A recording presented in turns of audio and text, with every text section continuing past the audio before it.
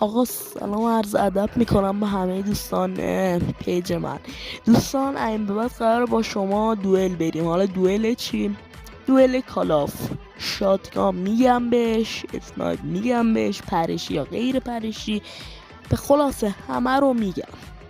حالا شرطش چجوریه؟ هر روز من یه دونه ویدیو میذارم. بگی خب حالا هر روز ویدیو میذارم، اولین نفری که کامنت بذاره یو آیدیشو بفرسته با اون من دوئل میرم، به پستشو لایک میکنم و تنها کاری که اون طرف انجام بده اینه که منو سابسکرایب کنه و کامنت بذاره، یو آیدیشو بفرسته. اولین کامنت هم همیشه انتخاب میشه که باش دوئل بره.